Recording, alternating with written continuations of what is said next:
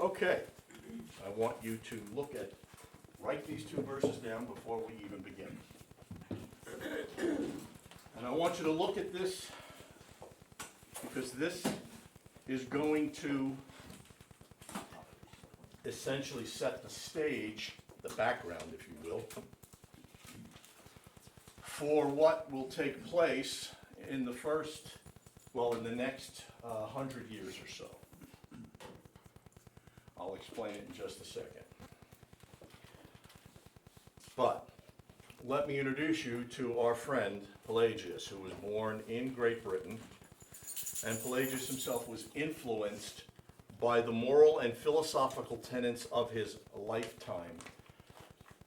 Make sure when you hear that you understand that what is being addressed is his interaction with the philosophy of the day, which at this time would have been Stoicism. And this led him to develop his theological framework that emphasized human agency as a primary function of man and divine grace as a secondary element. His life and teachings would later become pivotal in the theological debates that marked not only the early Christian church, but debates we still have today. And we have them in various forms. This is one of the forms we have it. Pelagius arrived in Rome about 380 AD. And this is a period that, if you've been following along, has been marked by significant upheaval and transformation within the Roman Empire, as well as the flourishing of Christian thought following the adoption of Christianity as the state religion. This was a time period that saw a swell, a rise in the engagement with the questions of human nature, sin, and the role of divine grace, leading to the robust debates that would be leading to the robust debates that would shape Christian orthodoxy. If you will recall, as we have been going along, the primary concern of the church up until this time has been Christology. But now something else is introduced into the discussion, and that is anthropology. And what are we talking about when we talk about who humans and what humans are? Pelagius' theological views, profoundly influenced by his interactions with the ascetic Christian community in Rome and the Stoic philosophical writings of his day, and his reading of Scripture, emphasized the importance of free will and human agency in the pursuit of righteousness. And I mentioned it someplace else, but I'm going to introduce it right here. Pelagius never, and for the most part, most Christians, never accurately or adequately define what they mean when they use the phrase free will. When we talk about predestination, when I get back, I will point out that there are multiple definitions of free will. So, he posited,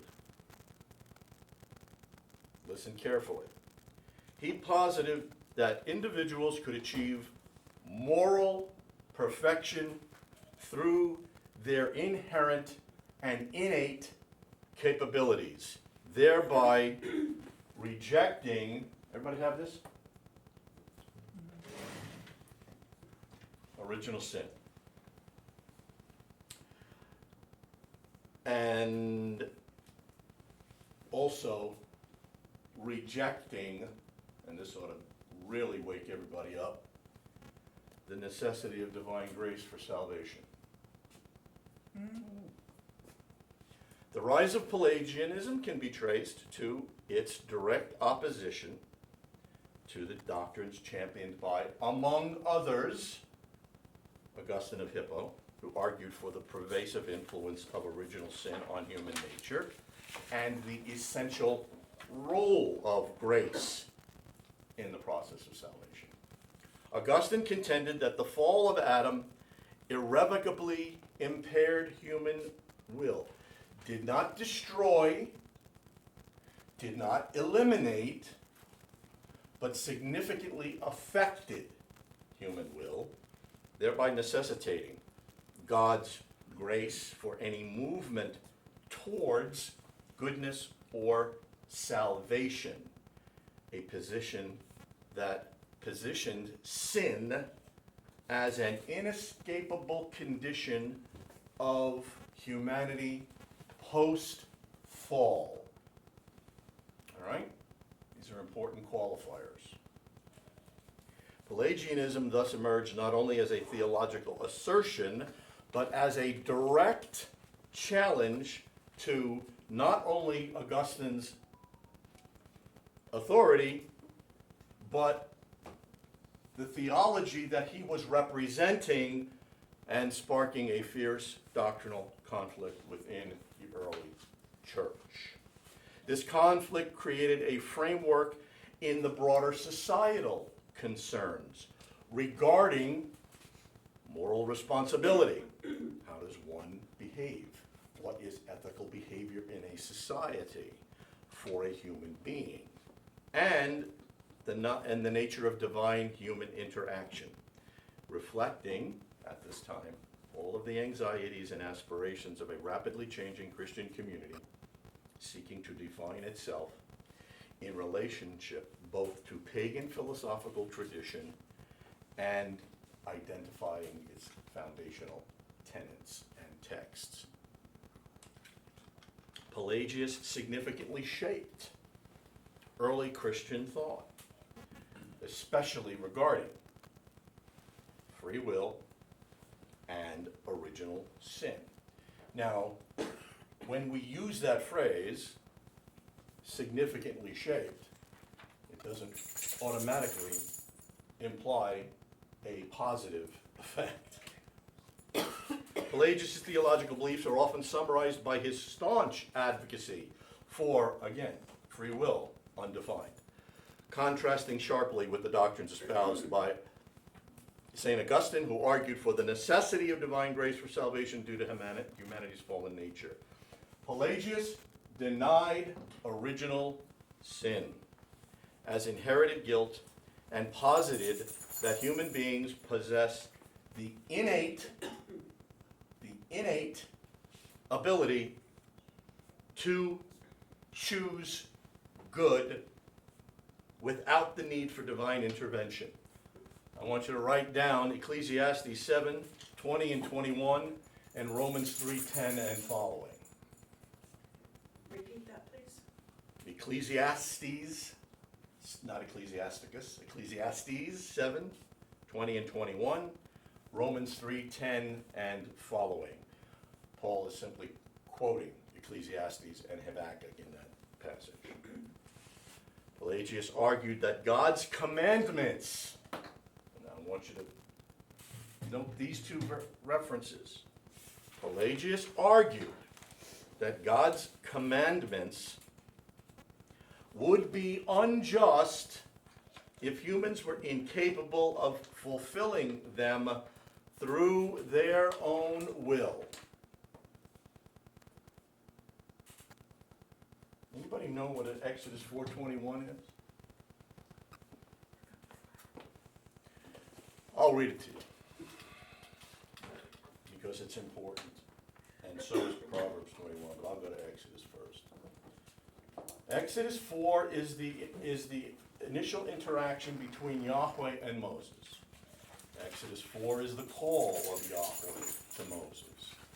Exodus 4 is the command of Yahweh to Moses to go to Pharaoh and to challenge Pharaoh and to command of Pharaoh to let my people go. And this is what Yahweh says to Moses when Moses puts up all of his objections.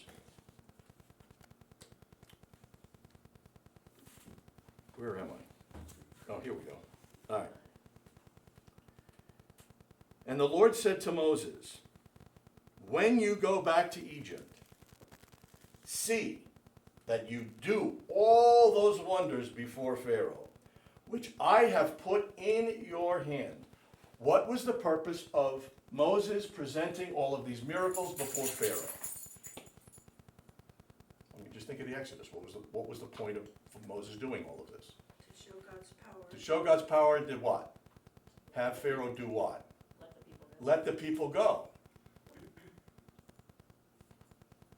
But I will harden his heart so that he will not let the people go.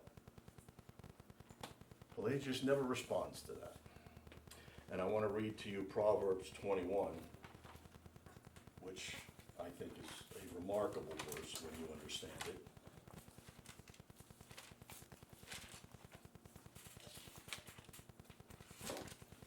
Proverbs 21 says, the king's heart is in the hand of the Lord, like the rivers of water, he turns it wherever he wishes. I just point those out such that you can juxtapose those to what Pelagius just stated.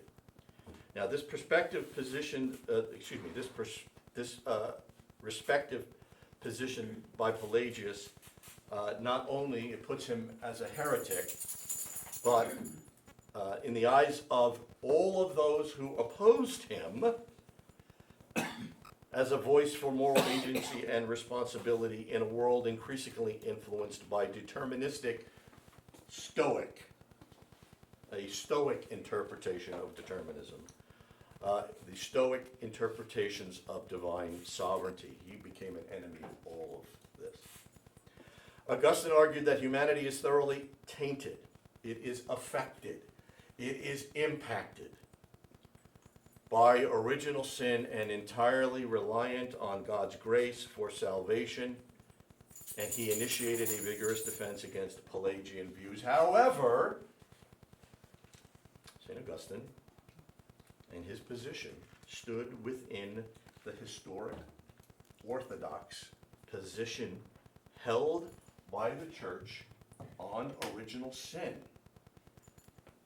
None other, no less, a luminary than our old friend Gregory of Nyssa, remember our Cappadocian brethren,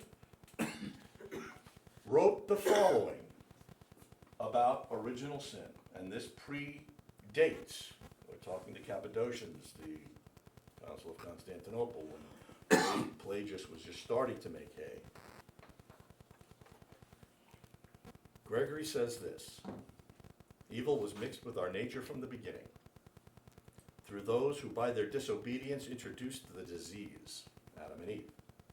Just as in the natural propagation of the species, each animal engenders its like, so man is born from man, a being subject to passions, from a being subject to passions, a sinner from a sinner. Thus sin takes its rise in us as we are born. It grows with us and keeps us company till life's term, or till end. You gotta love the way they turn the phrase. This theological rivalry highlighted a broader philosophical debate within Christianity concerning the nature and implication of free will. Again, notice we never hear a definition of what free will is, and that becomes critical, and it is still critical to this day, because no one ever defines free will when they talk about it, even to this day. They assume we all know what it means, and there are multiple definitions, as I have said. Pelagius, for his part, was particularly peeved at St. Augustine's singular statement amongst all of his other doctrines, but the one statement that really got his goat was when St. Augustine said, Lord, give what thou commandest and command what thou wilt. That sent Pelagius high and to the right. Pelagius' philosophy juxtaposes and creates an almost unbridgeable, and we'll see this in a minute, divide between the dynamics of grace and human agency. While his ideas were condemned, the ongoing debate continues to this day in various guises and reveals the persistent struggle within Christian thought to reconcile so-called human autonomy with divine authority. Now, I'm going to point out this for just 1 second. In 418 at the Council of Carthage, Pelagius and Pelagianism was condemned. Okay? We come to the Council of Ephesus in AD 430, and that condemnation was reaffirmed. All right? 100 years later, the Council of Orange arises. Now, I want you to keep that in mind because something arises in the Council of Orange which relates back to the Council of Ephesus and the intervening time period. There's a figure that arises right after this that creates what was attempted to be a compromise between Pelagianism and consistent Augustinianism.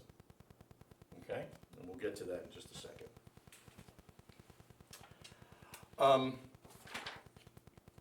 Now, when we talk about Pelagius' thought,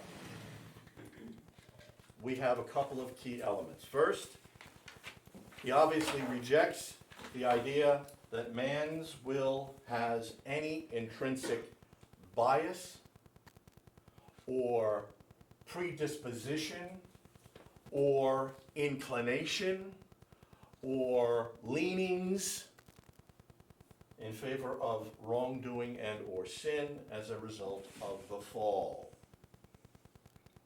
Are you catching this? Since each soul is, as he believes, created immediately. He believed in psychic creationism, not psychic as in psychic, reading your palm, psychic as in the Greek word psyche, soul. He believed in soul creation being immediate by God. Immediate before or after what? Immediate. When a human is born, God creates the soul right at that moment. Right at that moment. At birth. At birth. Not conception. Well, conception. When the soul is created, whenever the soul is created, So the soul we did assume not it's conception. pre-exist the body. What? The soul did not pre-exist the body. No, no. No, he's not putting an entity in there like that. No, all right. So for him, the person, the soul, cannot come into the world soiled by original sin transmitted by Adam, because there's no physical progeny, in the sense of no soul being transmitted to the child from the parents. We call this traducianism. This is the alternative position that the church has articulated. Now, I'm going to say this just as a case in point. Even though we look at creationism and we see problems with creationism because of the transmission of original sin and the inherent passing on of the soul from the parents to the child, there were many very, very famous and reputable theologians up to the 19th century, and I think there's still some today, but up until the 19th and 20th century, early 20th centuries, that believed in creationism. Some very, very conservative Orthodox theologians believed that at the point of conception, boom, God created a soul immediately right at that moment. Okay? So, for Pelagius to suppose that it does savors of the, to suppose that it does, to suppose that the soul is passed on from parents to children, it presupposes the Traducian, Traducian, Traducian, theory that souls like bodies are generated from the parents. And to him, and his view, in his thinking, he thinks that's nothing more than Manichaeanism, an Eastern form of Gnosticism. What Manichaeanism articulates is that there are two forces in the universe. There is a force for good, and there is a force for evil. And they battle one another. And this manifests itself in certain expressions, Gnosticism for one, Zoroastrianism for another, but there are a whole bunch of expressions where Manichaeanism comes to the fore. When Pelagius hears the Traducian view that the soul is passed on to the child from the parents, he believes that that smacks of Manichaeanism. However, even if it is true, would not the theory entail that the offspring of baptized parents, according to Pelagius, are not only free from Adam's taint, but inherits the sanctification of the parents? Okay, I'm seeing all sorts of scrunched faces. Okay, where did I lose you? That was his argument against it? He was saying. Yeah, so that was his argument against the transmission of the soul from the parents to the child. His argument is, well, even if that is the case, even if you accept a Traducian form of reproduction, at the point in which the child is born of Christian parents, his argument is, wouldn't the child then be sanctified in the same way? In other words, if the parents have sanctified souls, wouldn't they pass on a sanctified soul to the child? That seems pretty powerful. Does it? And when we talk about predestination, we'll come back to that one. Write that down, make a note of it, we'll talk about it. Yes, sir. Because there's one major problem with it. And I'll let you think about it for 2 weeks. In any case, God, who forgives human beings their own sins, surely cannot blame them for someone else's. And in other words, he can't hold us responsible for Adam's sin. Anybody have a concern with that? Does that raise any questions in your mind? Okay, let me ask you this. What were Adam and Eve in the garden in relationship to us? What were they? Our representatives. They were our representatives. In other words, you were in the garden because Adam and Eve were in the garden. Theologically, we call this federal headship. The representation of our parents on our behalf. Okay? Pelagius rejects this. Well, let me ask you this. If you reject the fact that Adam and Eve were our representative parents in the garden, what are the ultimate consequences down the line? Think about There would be no need for Christ's redemption. why. That's it. But why? You're on the right track. If they of the original sin are Mhm. not our representatives, Mm-hmm. and that sin followed down the line, Mm-hmm. We would need a savior. we would need a savior. And if it doesn't, why? Why would we need one? You're almost there. right there. Almost right there. What is Christ to us? Our representative. I'll hit my tape recorder.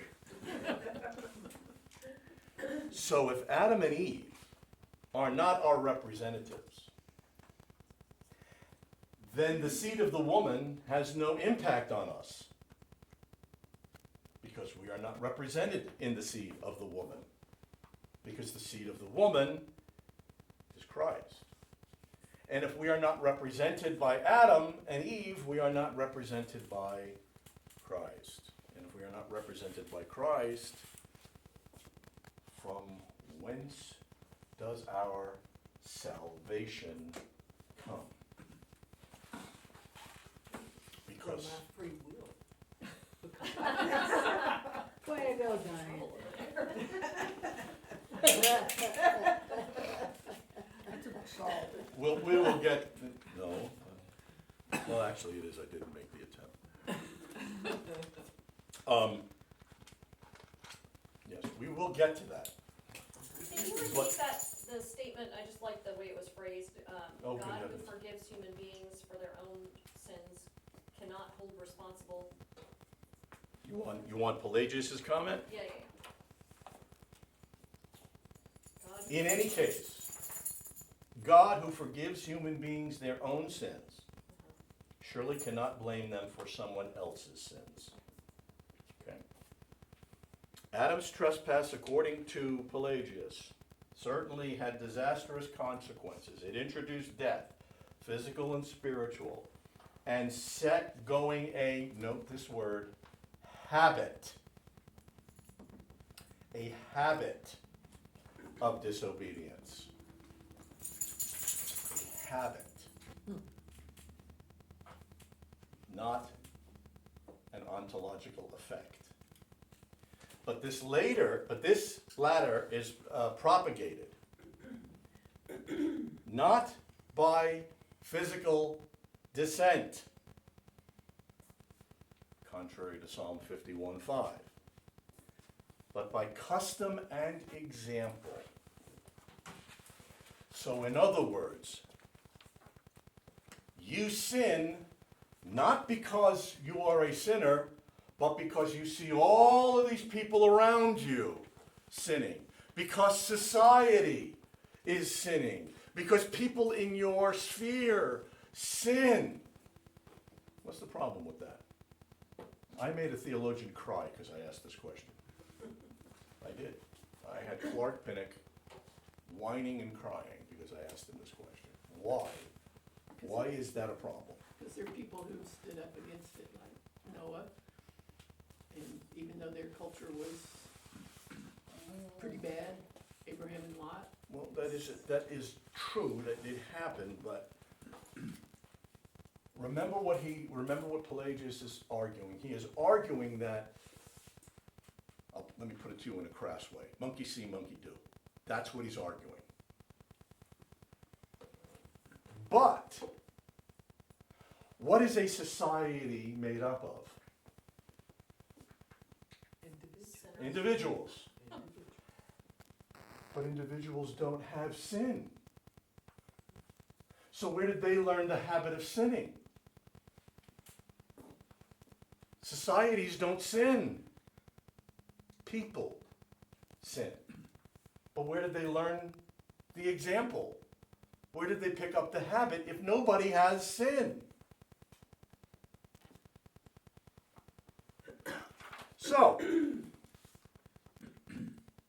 hence for him there is no congenital fault in man as he is born, quote, before he begins exercising his will, there is only in him what God has created. Closed quote. Pelagius' baptismal teaching naturally fits with this. For adults, the sacrament, baptism, was medicinal and regenerative, but its effects on infants was purely benedictory. In other words, when we baptize a child, it's only a verbal blessing. We're saying something good about the child. It has no effect. We do not believe that the baptism is an effective, objective means of grace on the child. What the child receives at the font was not life, such as Ambrose and Ambrosiaster argued. He believed that they were eligible. You took ticket number 751 in Baskin Robbins and you are in line for salvation. But spiritual illumination, adoption as children of God, citizenship of the heavenly Jerusalem, sanctification and membership of Christ, with inheritance in the kingdom of heaven. This is what he thought occurred. No direct effect on the child. His second point is he equally resists the suggestion that there can be any special pressure. There's no command. There's no demand on God's will, on man's will to choose good. In effect, this means the limitation of grace to such purely external aids as God has provided. There is no room for any special interior action of God upon man's soul, much less any predestination to holiness. Do you get that? Why didn't he just burst into flame? Remember what I said at the beginning. What did I say about men at this point in history forging their way through Christian doctrine? Remember? They're doing it for the first time. Now, when we get into the 400s and the 500s, we have a body of truth on which they can rest. But for the most part, when we talk about anthropology, this is now new. Human nature was not actually debated that much because we were dealing with Christology and people were trying to forge their way through Christology. Now another issue comes up. Human nature. What do we do with human nature? So Pelagius is one that is trying to steer a way to the best of his ability to account for man's responsibility for his actions without imposing any sort of what he would consider hindrance to doing good. So we look back and we say, yeah, it was a problem, yes. It did not meet the standards of Scripture, yes, but we need to be a little gracious. Now when we get to the 11, the 12s, and the 1300s, then we can say, well, forget about graciousness because we've got 1,000 years of theology on which we can rest, and now there's really no excuse. But here at the beginning, we really need to be careful. We can identify the heresy, and we can say, yeah, it's obviously heresy. So if we're trying to view him charitably, like we would as the men who are approaching Christology, what you would say is he's trying to posit a way that does not hinder man in any way from approaching God. Not only that, but he wants to go the flip side, and he wants to vindicate God from the charge of being unjust. Well, if you're telling man that he has to do something that by his will he cannot do, that's unjust.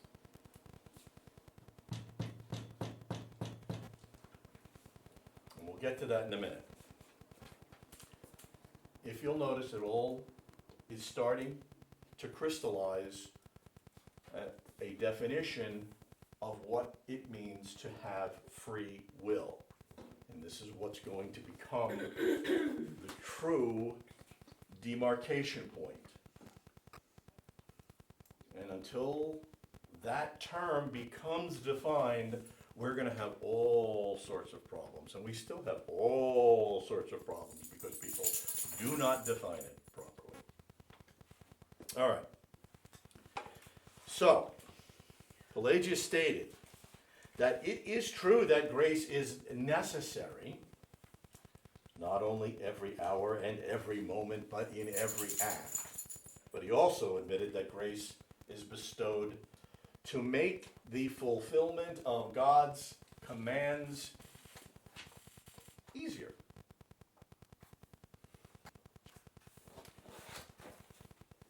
So, one would love to ask him, what does Jesus mean when he said we're supposed to love the Lord our God with all our heart, all our soul, all our strength, and all our mind? And Ecclesiastes says we don't do it for 1 second of our lives. Anyway, so what he really means by grace is the following. Free will itself. Again, no idea what he means by that. Or the possibility of not sinning.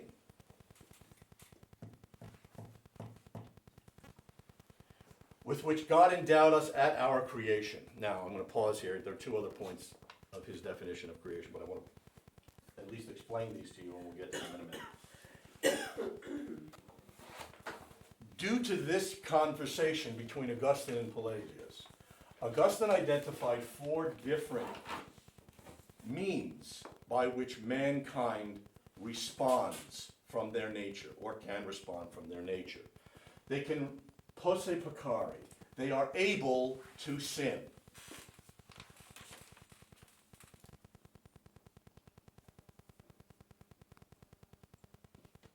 He also said that there's posse non peccare. They are able not to sin. So far we can say everybody in the universe fits those 2 categories, right? You can or can't sin. He also said there's non posse peccare. They are not able to sin.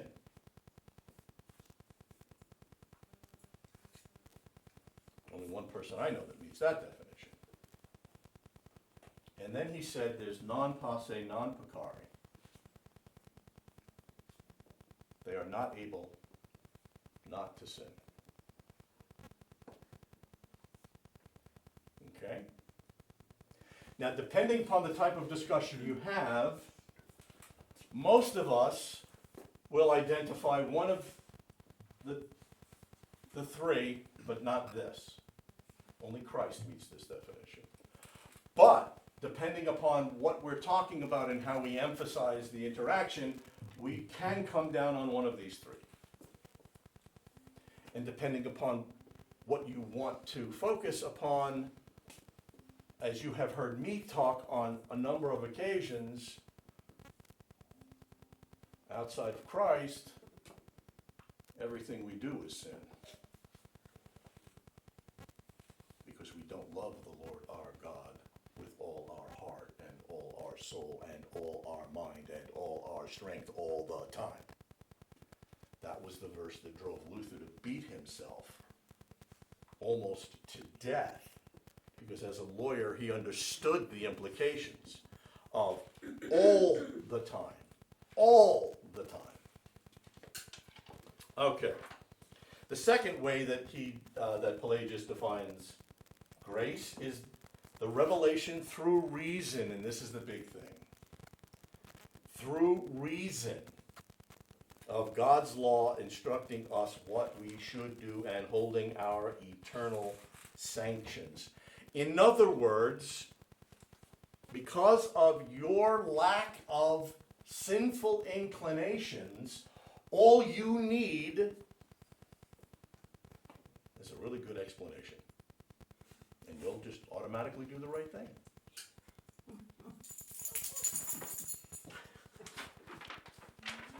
Now, I'm being cutesy. But it helps us understand. But that's what you're hearing. And this last point is, since this has become obscured through evil custom, all of those bad examples, all those bad habits, the law of Moses and the teaching and the example of Christ become obscured. So, thus grace in his view is essentially external. It's a coat you put on. It's grace of knowledge. Augustine said it was grace consisting in law and teaching. The more you know, the more you're taught, the better you are. The only exception that Pelagius allows is the bestowal of the forgiveness of sins to adults only in baptism and penance. Why do you think he would allow that for only adults in baptism and penance? What is penance? Oh, come on, you Anglicans, what is penance? Contrition and, forgiveness. I'm sorry, what? Asking for forgiveness. Ask, but how? Through prayer, And? Think of- communion, confession. confession, And? communion, And? What are all those things called? sacraments. And, they're parts of sacraments, but what is taking place as that is occurring? Amendment of life. You guys are just dancing all around it. It's really good. You've got all of the definitions, just not the one. They're It works. You're doing it. Oh, You're doing it. It's not God's grace in you. I'm going to tie your tongue to your molars. she'll die for sure. You bet. There's a question. But she not- couldn't stay. I think there's a nuance there in terms of the use of the word works in that context. Not not in Pelagianism. No, not in Pelagianism. That's all I'm talking about. Okay.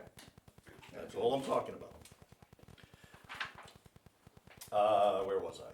Yeah, grace is further, according to Pelagius, offered equally to everyone.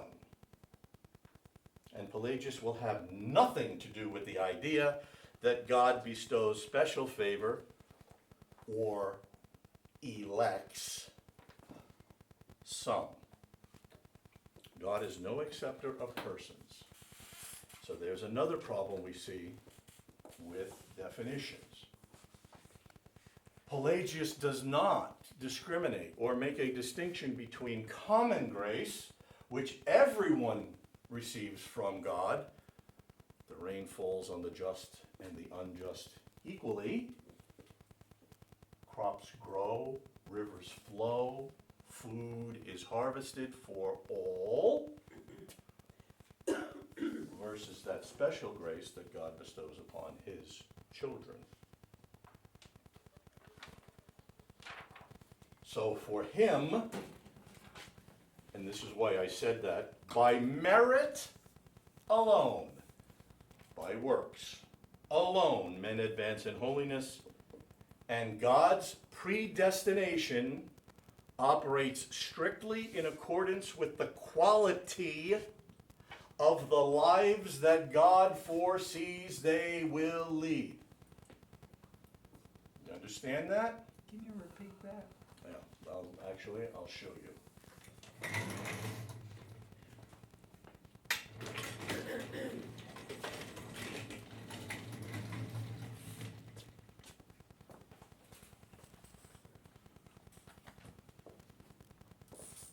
Oh, hi.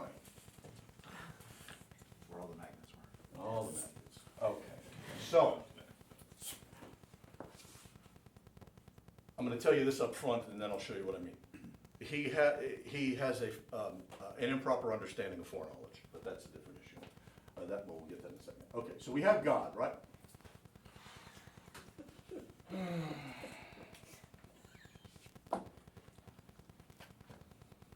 And never blames his tools.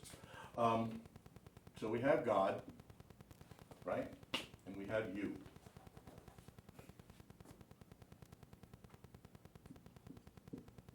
I don't want to hear anything. So, according to Pelagius, remember, I'm going to get to this in just a second.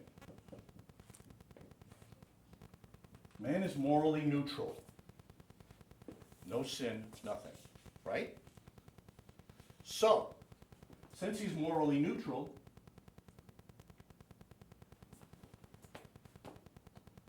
What type of life does he lead? Good, neutral. According to Pelagius, possibly.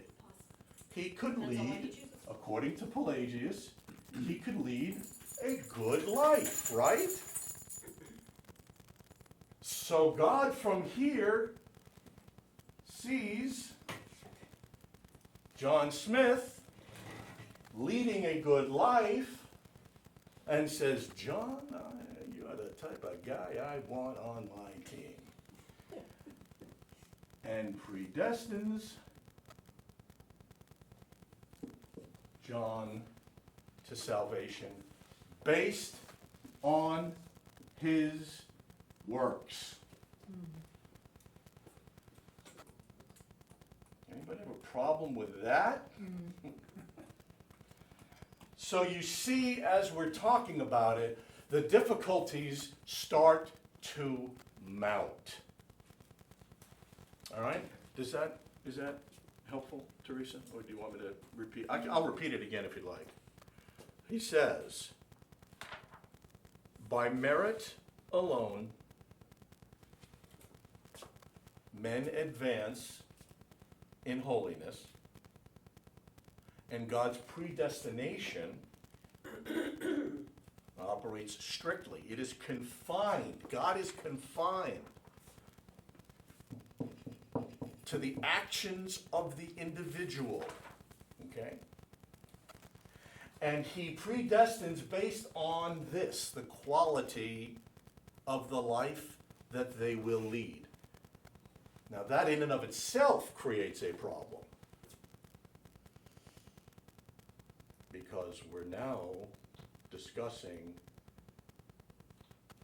attributing a quantitative or qualitative element to certain acts. What is a good act versus not a good act?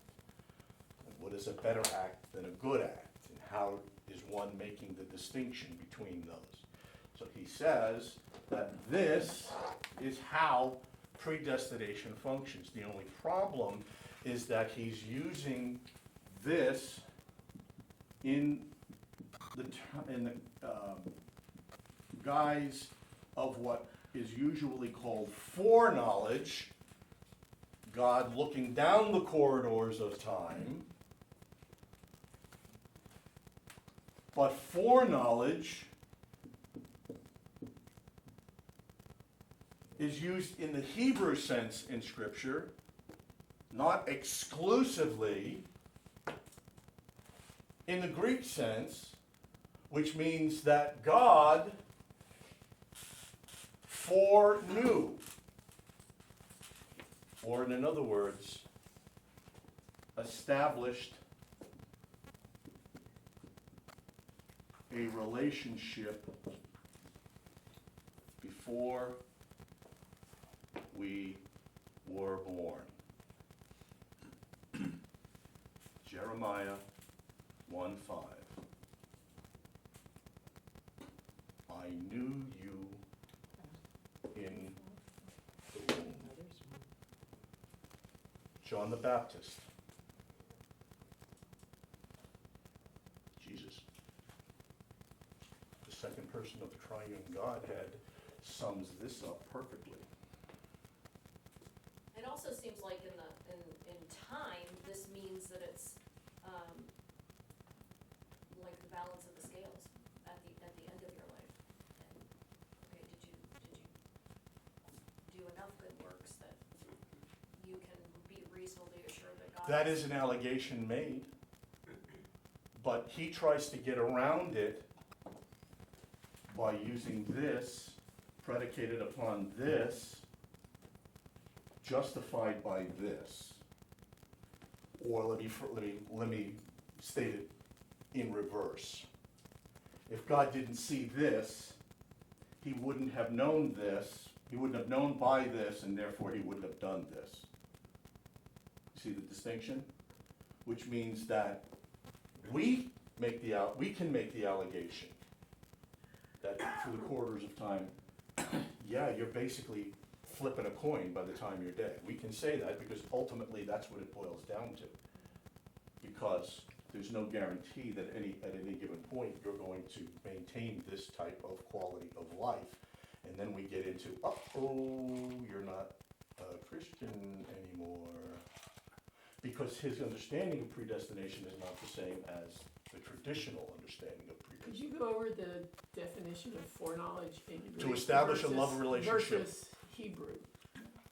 You said there was a difference between. Yes. So Pelagian was using Greek and the scriptures use Hebrew. What was the difference again? Foreknowledge in the Greek context is knowledge of, it's seeing into the future and knowing what events, actions will occur in the future. Just, okay, I'll use this as an example. God knows on Sunday exactly what's going to happen in the confirmation and the baptism. He knows it, that he sees that down the corridors of time. Okay? It's a data point. The Hebrew concept is Adam knew his wife, Eve. Right? He wasn't introduced to her, he knew her. And they had many children. And that's the Hebrew concept. To establish a relationship, a loving relationship beforehand. Which is what God does with us. Okay? All right. Now,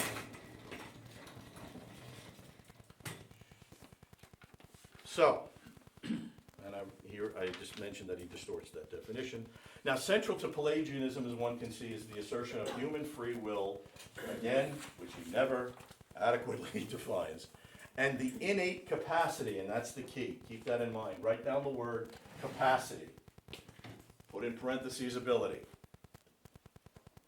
Of individuals to choose good without the necessity of a divine intervention.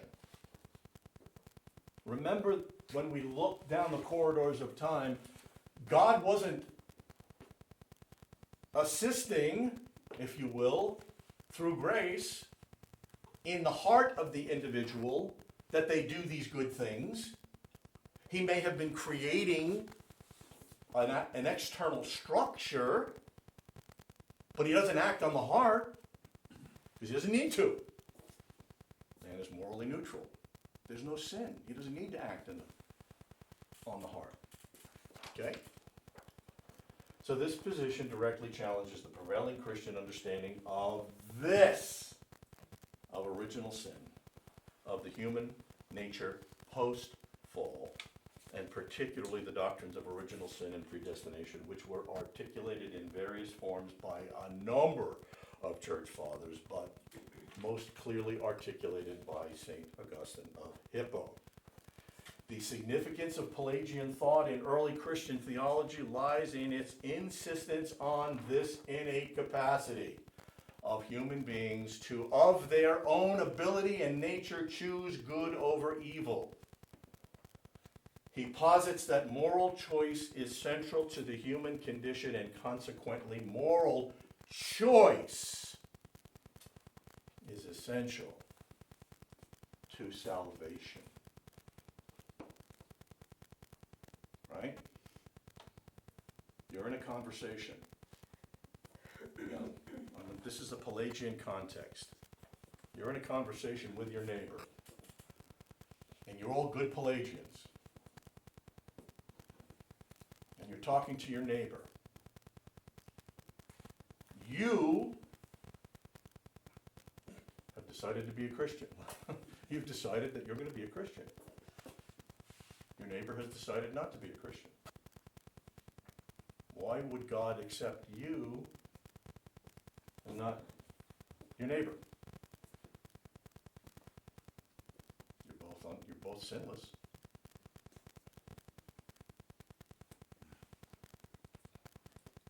Why? What do you think?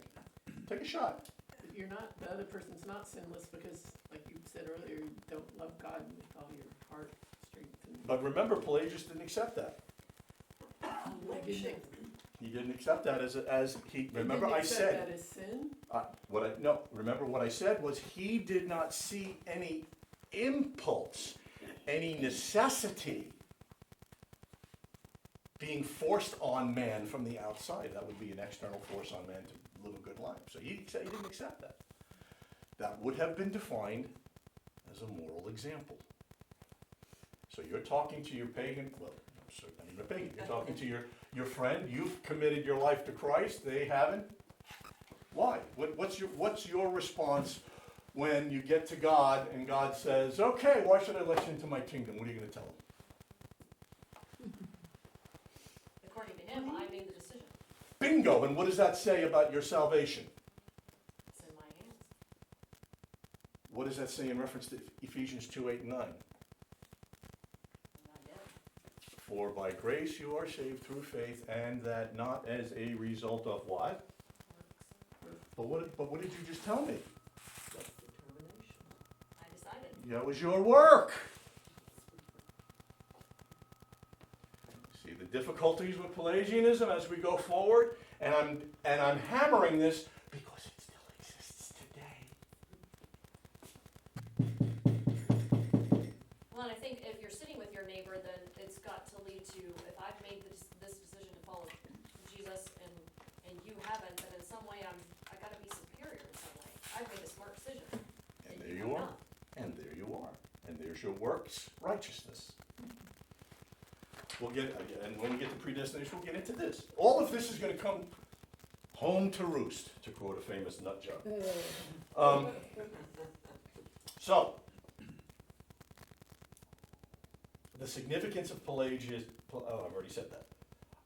Pelagius argued that humanity had the power to live righteously without the prerequisite of grace, which consequently questioned the efficacy of the sacramental systems and the hierarchy of the church structures that relied on, among others, Augustine's theology of grace and sin.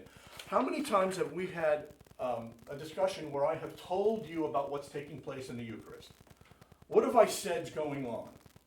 I say it after we receive communion. What do I say? Having received what? The body and blood of Christ and his, wow, you guys really don't listen to me. Grace, his grace, right? Right. Let us pray. Not according to Pelagius.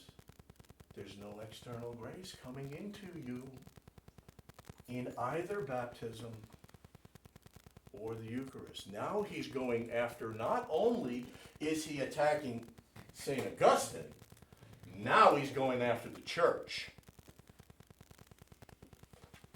Now you see why he was condemned as a heretic. Okay? The theological position found a receptive audience, as all heresy does, among those who felt that they were alienated by the church's increasing centralization of authority, particularly in the wake of the consolidation of power by bishops in the post-Constantinian area. Now that is one historian's nuanced perspective, and I think it's problematic because what the church was doing was simply coming into her own identity as she was expressing her relationship and connection to heavenly worship through the Old Testament and the trifold office and the form of government that was passed on by Jesus and the apostles. So I think that's a bit skewed, but this is one of the views. Pelagianism's challenge to the established church doctrine was vigorously opposed. And the ecclesiastical response, of course, was led predominantly by St. Augustine, but others, as we saw Gregory of Nyssa also chimed in.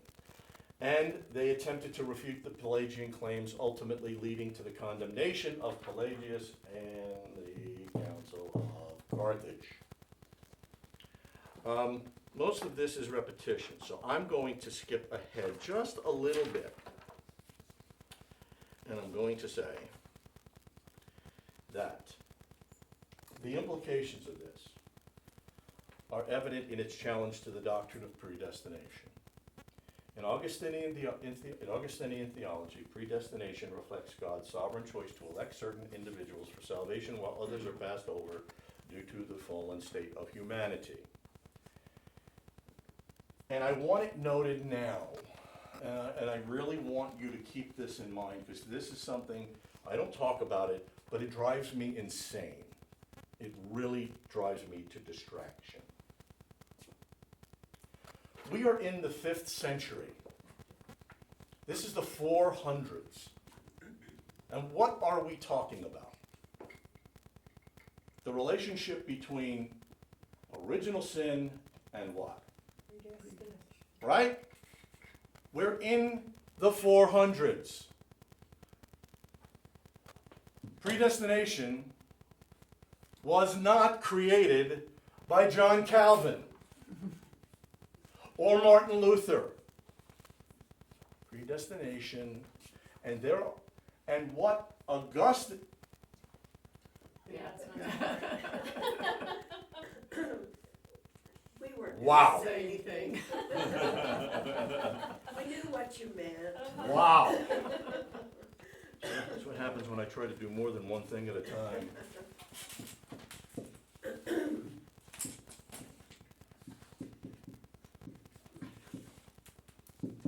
All right.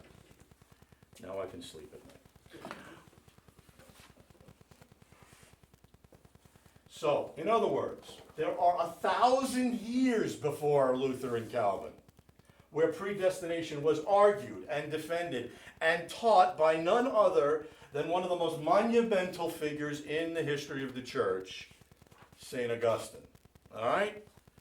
So the point being is he didn't invent the doctrine. As a matter of fact, and I'm going to tell you a little inside baseball stuff, his treatment of predestination in the Institutes is incredibly weaker than Augustine's. Luther's position of predestination was eminently more forceful than Calvin's, because Luther was a Augustinian monk. And you hear this phrase turned around, double predestination, which no one understands because everybody defines that improperly. But after Pelagius was condemned and it was reaffirmed in AD 430, am I getting to that or is that the next page? I got one more page to go before I get to him. Well, oh, here it is, right here. I'll mention it right now.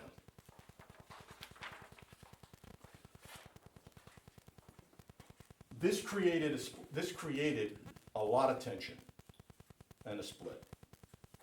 So there was a gentleman that arose, like all men of good will and a decent heart.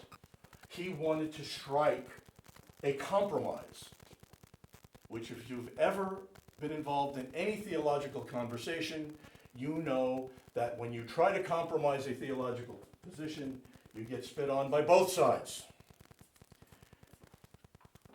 And what happened was John Cassian said that, yes, we reject pure Pelagianism, but we don't endorse unmitigated Augustinianism. Don't mind my handwriting, I don't want to bend over. So what we do is we understand that there's a interplay, and what we do is we create semi-Pelagianism. The Council of Orange in 528 and 529 rejected semi-Pelagianism. However, it created semi-Augustinianism. And what they identified as semi-Augustinianism is what most people today, and usually you hear this from the Lutherans, is single predestination. That's what you hear. And when we get to predestination, I will show you why that is a misunderstanding of what double predestination is. But these are the two views that exist today out of this battle. And there are all sorts of other political and ecclesiastical problems that I'm going to stop because we've already been going over an hour, that arose out of the Pelagian controversy.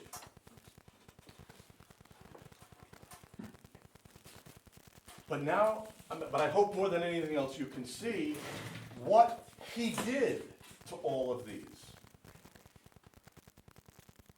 There is no original sin. Grace is not internal.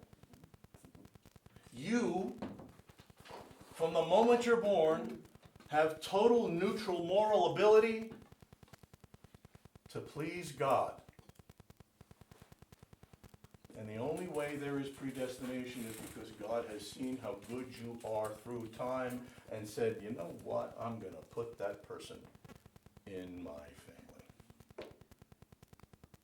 Okay? He didn't just corrupt the church with his teaching, but I have family members who reject God and yet live as Pelagians.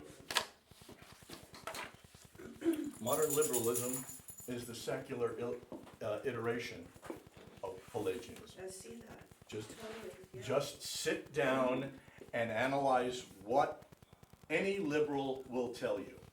When you talk to liberals and you ask them about human beings, what's the first thing that they say? All cultures are equal. They're what? They're basically good. Everybody's good. Yeah. We're all wonderful people. We're worshiping with Lawrence Welk and we're having tiny bubbles come up out of them. Right? Yep. And that's where we are. All right? I'm going to stop. Any questions?